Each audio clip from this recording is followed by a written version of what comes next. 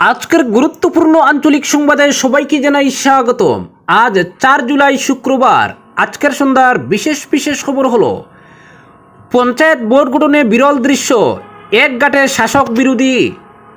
26-এ 30-35টি কেন্দ্রে লড়বে এআইইউডিএফ। মুম্বাইয়ে হলো বৈঠক, সমঝোতা নয় কোনো দলের সঙ্গে, একা লড়ার সিদ্ধান্ত এআইইউডিএফের। লঙ্গাই সিংলা কুশিয়ারার বাদের পরিস্থিতি খতিয়ে দেখলেন বিভাগীয় শীর্ষ কর্তারা। হাইলাকান্দিতে ধরা পড়ল শিলচরের এটিএম প্রতারক, স্কুল শিক্ষিকার কার্ড হাতিয়ে নিতে গিয়ে বিপত্তি। গরু কুরবানি বন্ধ করার কথা বলুক কংগ্রেস, চ্যালেঞ্জ মুখ্যমন্ত্রীর। গরুখুঁটি প্রকল্প বন্ধ করাই কংগ্রেসের লক্ষ্য, যাতে ফের বেদখল হয় জমি। ধর্মানন্দ দেবকে প্রার্থী করার দাবিতে 3 শতাধিক আইনজীবীর স্মারকলিপি শিলচরে। কংগ্রেস বিজেপির আন্দোলনে ফারাক, খুচা গৌরবের। পুলিশের অ্যাকশনে নিরপেক্ষতা চান প্রদেশ কংগ্রেস সভাপতি। লক্ষ্মীপুরের মার্কুলিনের আনারস যাচ্ছে নয়াদিল্লিতে। এবং সর্বশেষ খবরটি হলো শিলচরে জেলা কংগ্রেস সভাপতি পদে নয়া মুখ ঘোষণা শীঘ্রই। 26-এর নির্বাচনে নজর অভিজিতের, শক্ত দাবিদারের তালিকায় তমালকান্তি বণিক। এবারে শুনুন বিস্তারিত খবর। গ্রাম পঞ্চায়েত গঠনে এক বিরল দৃশ্য দেখা গেল। সভাপতি নির্বাচনে শাসক ও বিরোধী দলের নেতারা একযোগে কাজ করছেন, যা রাজনীতির চিরাচরিত সমীকরণকে বদলে দিয়েছে। এই ধরনের জোটবদ্ধতা সাধারণ মানুষের কাছে বেশ উপভোগ্য হয়ে উঠেছে, যেখানে শাসক বিরোধী ভেদাভেদ বলে এক ঘাটে জল খাচ্ছেন উভয় পক্ষ। কিন্তু এই নতুন পদ্ধতির স্বচ্ছতা নিয়ে প্রশ্ন উঠতে শুরু করেছে, বিশেষ করে যখন স্বতন্ত্র হিসেবে নির্বাচিত প্রার্থীরা সভাপতি নির্বাচিত হওয়ার পর প্রকাশ্যে দলীয় প্রতীক নিয়ে র্যালি করছেন। এটি নতুন নিয়মের মূল উদ্দেশ্য, অর্থাৎ পঞ্চায়েতে নিরপেক্ষতা ও স্বচ্ছতা বজায় রাখার ধারণাকে ব্যাহত করছে বলে মনে করছেন অনেকে। বিভিন্ন মহল থেকে হর্স ট্রেডিংয়ের অভিযোগ উঠেছে, যা নির্বাচিত প্রতিনিধিদের কেনাবেচার ইঙ্গিত দেয়। এছাড়াও বেশ কিছু গ্রাম পঞ্চায়েতের সভাপতি ও উপসভাপতি নির্বাচন প্রক্রিয়া জটিল সমীকরণে আটকে আছে। একাধিকবার সভা আহ্বান করা সত্ত্বেও সংখ্যাগরিষ্ঠ সদস্যের অনুপস্থিতির কারণে শপথ গ্রহণ সভা অনুষ্ঠিত হতে পারেনি। এই অচলাবস্থা পঞ্চায়েতগুলির সুষ্ঠু কার্যকারিতা নিয়ে উদ্বেগ বাড়াচ্ছে। নতুন নিয়ম একদিকে যেমন পঞ্চায়েতের স্থানীয় স্তরে রাজনৈতিক হস্তক্ষেপ কমানোর উদ্দেশ্য নিয়ে শুরু হয়েছিল, তেমনি অন্যদিকে একটি নতুন ধরনের রাজনৈতিক চাল এবং অপ্রত্যাশিত জোটের জন্ম দিচ্ছে। পঞ্চায়েত স্তরে সত্যিকারের স্বচ্ছতা ও নিরপেক্ষতা নিশ্চিত করতে এই চ্যালেঞ্জগুলো কীভাবে মোকাবিলা করা হয়, সেটাই এখন দেখার বিষয়। পরবর্তী খবর, 26-এর বিধানসভা নির্বাচনে একাই লড়বে এআইইউডিএফ। আগে বাড়িয়ে কোনো দলকে সমঝোতার প্রস্তাব দেবে না, তবে সারা রাজ্যে নয়, 30-35টি কেন্দ্রে লড়বে আজমলের দল। মুম্বাইয়ে অনুষ্ঠিত বৈঠকে এই সিদ্ধান্ত নেওয়া হয়েছে। দলের বিধায়ক, কেন্দ্রীয় কমিটির সদস্যরা বৈঠকে ছিলেন। সাংগঠনিক বিষয় নিয়ে আলোচনা হয়েছে বৈঠকে। বিটিআর নির্বাচনে শক্তিশালীভাবে লড়ার সিদ্ধান্ত নেওয়া হয়েছে। এআইইউডিএফ সভাপতি বদরুদ্দিন আজমল অসুস্থ, মুম্বাইয়ের বাসভবনে রয়েছেন। তাই সভাপতির সঙ্গে বৈঠক করতে দলের বিধায়ক, কেন্দ্রীয় কমিটির পদাধিকারীরা মুম্বাইয়ে যান। সেখানে আজমলের বাসভবনে দিনভর বৈঠক হয়। বৃহস্পতিবার এআইইউডিএফ নেতারা গুয়াহাটি ফিরে আসেন। কিছুদিন আগে গুয়াহাটিতে অনুষ্ঠিত হয় এআইইউডিএফের কার্যনির্বাহী কমিটির বৈঠক। সেই বৈঠকে গৃহীত সিদ্ধান্তে অনুমোদন নেওয়া হয় সভাপতির কাছ থেকে। বৃহস্পতিবার দিল্লি থেকে ফিরে বিধায়ক হাফিজ রফিকুল ইসলাম সাংবাদিকদের বলেন, সভাপতির শারীরিক অবস্থার উন্নতি হয়েছে, তিনি এখন আসামে আসতে পারবেন। বুধবার দিনভর বৈঠক হয়েছে তার সঙ্গে, ফলপ্রসূ আলোচনা হয়েছে আমাদের। আগামী বিধানসভা নির্বাচনে শক্তিশালীভাবে অবতীর্ণ হওয়ার সিদ্ধান্ত নিয়েছি আমরা। 30-35টি কেন্দ্রে লড়বে এআইইউডিএফ। পরবর্তী খবরটি হলো কংগ্রেস ও বিজেপির আন্দোলনের মধ্যে ফারাক রয়েছে। কংগ্রেস গণতান্ত্রিক পথে আন্দোলন প্রতিবাদ করবে, আর বিজেপি রড নিয়ে বিধায়কের গাড়ির কাঁচ ভাঙবে। তাদের গুন্ডা বাহিনী লাঠি নিয়ে আক্রমণ করবে সাংসদকে। প্রদেশ কংগ্রেস সভাপতি গৌরব গগৈ এই মন্তব্য করেন। তবে পুলিশের কাছ থেকে নিরপেক্ষতা আশা করছেন তিনি। কংগ্রেস কর্মীদের প্রতি যে ব্যবস্থা, বিজেপি কর্মীদের প্রতিও সেই একই ব্যবস্থা প্রয়োগের কথা বলেন গৌরব। গত 30 জুন গোলাঘাটে মুখ্যমন্ত্রীর কনভয়ে যুব কংগ্রেস কর্মীদের বোতল ছুড়ে মারার ঘটনা নিয়ে অবশেষে মুখ খুললেন প্রদেশ কংগ্রেস সভাপতি গৌরব গগৈ। কিন্তু কংগ্রেস ও বিজেপির আন্দোলনে ফারাক থাকার কথা বলে পরোক্ষে শাসক দলকে খোঁচা দিয়েছেন তিনি। গৌরব বলেন, কংগ্রেস ধর্ণা দেবে, প্রতিবাদ করবে, আন্দোলনও করবে, কিন্তু কংগ্রেস বিজেপির মধ্যে থাকবে ফারাক। কংগ্রেস গণতান্ত্রিকভাবে শক্তিশালী আন্দোলন করবে, কিন্তু বিজেপি রড নিয়ে বিধায়কের গাড়ির কাঁচ ভাঙবে, তাদের গুন্ডা বাহিনী লাঠি নিয়ে আক্রমণ করবে সাংসদকে, পুলিশকেও আক্রমণ করা হবে, সেটা তাদের কাজ। কিন্তু পুলিশের নিরপেক্ষতা নিয়ে আশা করে গৌরব বলেন, আশা করি পুলিশ নিরপেক্ষভাবে কাজ করবে। বোতল নিক্ষেপের ঘটনায় যে পদক্ষেপ নেওয়া হয়েছে, বিধায়কের গাড়ির কাঁচ ভাঙা হলো, বিধায়ককে হাসপাতালে যেতে হলো, তাদের ক্ষেত্রে কি পদক্ষেপ নিয়েছে পুলিশ? ক্যামেরার সামনেই পুলিশকে প্রহার করলো যারা, তাদের প্রতি স্বরাষ্ট্র বিভাগের কেন দরদ? তবে কংগ্রেস বিজেপির আন্দোলনে ফারাক রইলেও পুলিশের অ্যাকশনে কোনো ফারাক থাকা উচিত নয়। কংগ্রেসের যারা আইন লঙ্ঘন করেছে তাদের প্রতি যে ব্যবস্থা নেবে পুলিশ, বিজেপির আইন লঙ্ঘনকারীদের জন্য সেই একই যেন ব্যবস্থা নেওয়া হয়। পরবর্তী খবর, লক্ষ্মীপুর মার্কুলিনের আনারস যাচ্ছে নয়াদিল্লিতে। লক্ষ্মীপুরের মার agro organic producer company limited ট্রাইফেক এগ্রো প্রাইভেট লিমিটেডের মাধ্যমে নয়াদিল্লির উদ্দেশ্যে 20 মেট্রিক টন জৈবিক আনারস পাঠালো বৃহস্পতিবার। এ উপলক্ষে এদিন আনারস নিয়ে দিল্লির উদ্দেশ্যে রওনা দেওয়া লরিকে সবুজ পতাকা দেখান জেলা কৃষি আধিকারিক ডক্টর AR আহমেদ। উপস্থিত ছিলেন বিভাগীয় মহকুমা কৃষি আধিকারিক ডক্টর নিখিল চন্দ্র দাস, মার এগ্রো অর্গানিক প্রডিউসার কোম্পানি লিমিটেডের আসাম গৌরব মান্তান মার, চেয়ারম্যান লালপিং মার, CEO মাখনলাল দুসাদ ও অন্যান্যরা। পরবর্তী খবর, গরু কুরবানি বন্ধ করার কথা বলুক কংগ্রেস, চ্যালেঞ্জ মুখ্যমন্ত্রীর। গরু কুরবানি বন্ধ হোক, কংগ্রেস কখনই বলতে পারবে না, এটা বলতে কংগ্রেসের 7 জন্ম লাগবে। গির গরু বিতর্কে কংগ্রেস যখন সরব, তখন মুখ্যমন্ত্রী এই চ্যালেঞ্জ ছুড়েছেন বিরোধী দলকে। তার মন্তব্য, মন্দির নাম করে গরুর মাংস রাখা হলেও কংগ্রেস কিছু বলতে পারে না। ধুবড়িতে এত বড় ঘটনা ঘটেছে, কংগ্রেস ঘটনার নিন্দা অবধি করতে পারেনি।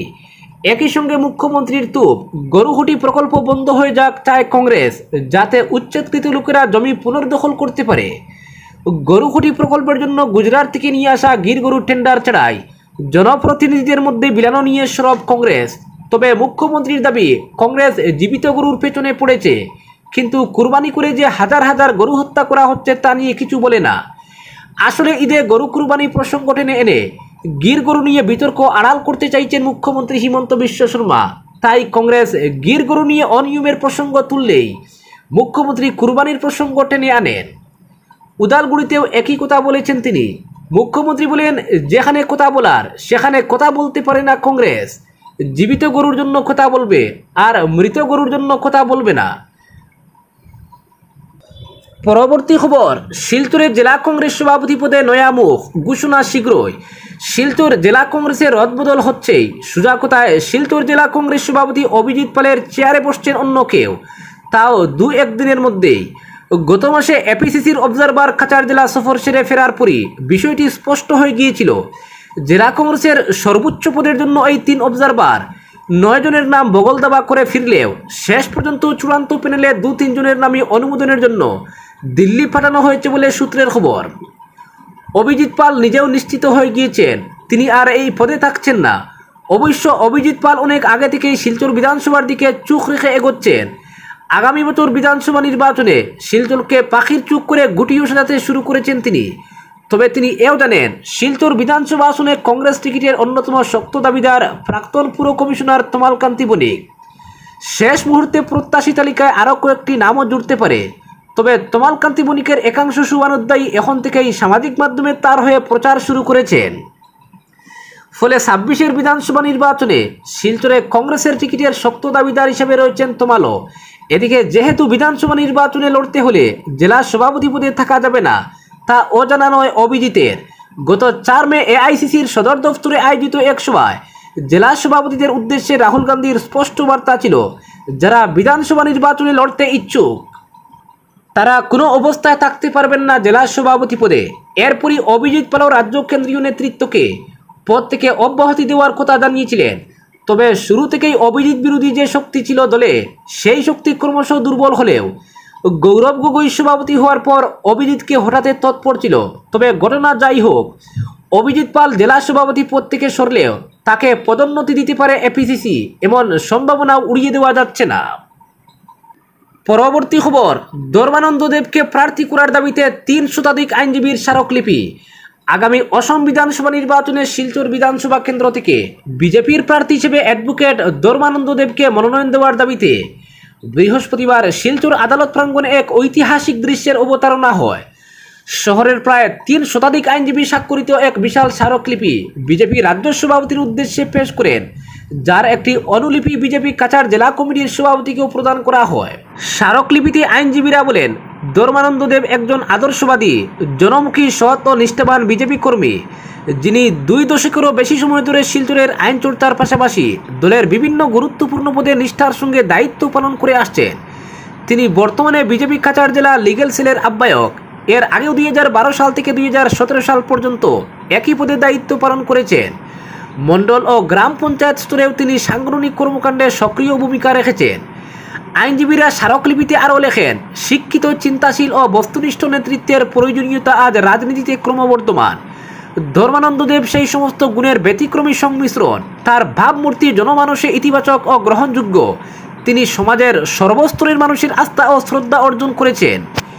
এই দাবির প্রেক্ষিতে শিলচরের রাজনৈতিক মহলে এক প্রকার আলোড়নের সৃষ্টি হয়েছে।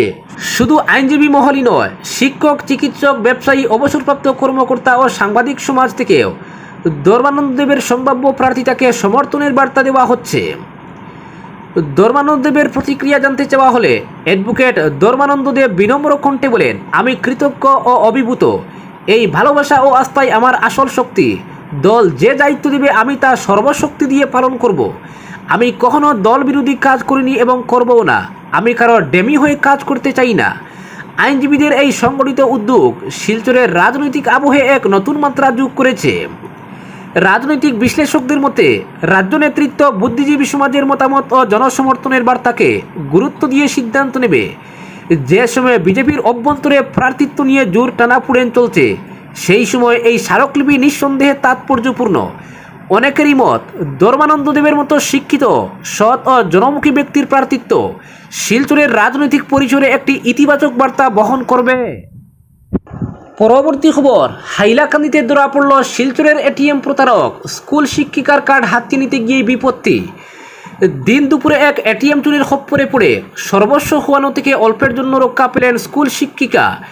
এটিএম বুথে গ্রাহক সেজে লাইনে দাঁড়িয়ে চুপিসারে ওই স্কুল শিক্ষিকার এটিএম পিন আয়ত্ত করে কৌশলে কার্ড নিয়ে পালিয়ে যেতে চাইলে শেষ রক্ষা হয়নি। তাকে পাকড়াও করে উত্তম মধ্যম দিয়ে স্থানীয় জনতা পুলিশে সমঝে দেন বলে খবর পাওয়া গেছে। বৃহস্পতিবার হাইলাকান্দি শহরের ব্যস্ততম মাটিজুরি পয়েন্ট এলাকায় ঘটনাটি ঘটেছে। ধৃতের নাম সৈয়দ আহমেদ লস্কর, বাড়ি কাছাড় জেলার উজানতারাপুরে বলে খবর পাওয়া গেছে। ঘটনার বিবরণে এদিন সংবাদ মাধ্যমের কাছে ওই মহিলা জানান, তিনি পেশায় হাইলাকান্দি শহরের মহামায়া হাই স্কুলের শিক্ষিকা। বৃহস্পতিবার বেলা 1টা নাগাদ হাইলাকান্দি শহরের শিববাড়ি রোড মাটিজুরি পয়েন্ট রবীন্দ্র সরণির সংযোগস্থলে থাকা ভারতীয় স্টেট ব্যাংকের এটিএম বুথে নিজের টাকা তুলতে গিয়েছিলেন। ওই সময় এটিএম বুথে অন্য কেউ ছিলেন না। তিনি তার এটিএম কার্ড দিয়ে টাকা উঠানোর সময় হঠাৎ স্যুট বুট পুরা বাইক আরোহী এক যুবক ওই এটিএম বুথে গিয়ে তার পেছনে গ্রাহক সেজে খাড়া হয়। এটিএমের পিন নম্বর দিয়ে টাকা উঠাতে গিয়ে নম্বরটি নোট করে নেয়। তিনি টাকা তুললেও তার এটিএম কার্ড মেশিনে থেকে যায়। ওই শিক্ষিকা 20,000 টাকা তুলে একটু সরে দাঁড়ালে তাকে কোতার চুলে ভুলিয়ে শিক্ষিকার এটিএম নিয়ে প্রতারক কেটে পড়ার চেষ্টা করে। তখন ওই শিক্ষিকার সন্দেহ হয়, তিনি তাকে জাপটে ধরে এটিএম কার্ড দিয়ে যাওয়ার জন্য চাপ দেন। তখন ওই প্রতারক অন্য এটিএম কার্ড ওই শিক্ষিকার হাতে তুলে দিয়ে বাইক নিয়ে চম্পট দেওয়ার চেষ্টা করে। সঙ্গে সঙ্গে তিনি এটিএম বুথ থেকে বেরিয়ে এসে হাল্লা চিৎকার শুরু করলে তৎক্ষণাৎ আশেপাশের দোকানি পথচারীরা জড়ো হন। সঙ্গে সঙ্গে প্রতারক যুবকটিকে পাকড়াও করেন স্থানীয় দোকানি পথচারীরা। পাশেই ছিলেন কর্তব্যরত ট্রাফিক পুলিশ। তিনি যুবকটিকে আটক করে থানায় খবর দেন। ততক্ষণে প্রতারক ওই শিক্ষিকার এটিএম কার্ড চাপের মুখে বের করে সমঝে দিতে বাধ্য হয়। এরপর সদর থানা থেকে পুলিশ দল ছুটে এসে প্রতারক যুবকটিকে আটক করে থানায় নিয়ে যায়। প্রত্যক্ষদর্শীরা জানান, ধৃত যুবকটি কাছাড় জেলার। তাদের জেরার মুখে সে জানিয়েছে তার বাড়ি শিলচর। এদিন বাইক চালিয়ে সোজা হাইলাকান্দি এসে মাটিজুরি পয়েন্টের এসবিআই এটিএম বুথের সামনে বাইক দাঁড় করায়। এটিএম বুথে একা মহিলাকে দেখে সেখানে প্রবেশ করে মহিলার এটিএম কার্ড দিয়ে টাকা উঠিয়ে নিয়ে যাওয়ার পরিকল্পনা ছিল তার। পরে স্থানীয় দোকানি পথচারীরা তাকে পাকড়াও করে উত্তম মধ্যম দিয়ে পুলিশে খবর দেন। পুলিশ এসে তাকে থানায় নিয়ে যায়। ধৃত প্রতারক যুবকটির বড়সড় টাকা ছিনতাইকারী দলের সঙ্গে সম্পর্ক রয়েছে কিনা তাও খতিয়ে দেখছে পুলিশ। আজকের বিশেষ সংবাদ এখানেই সমাপ্ত।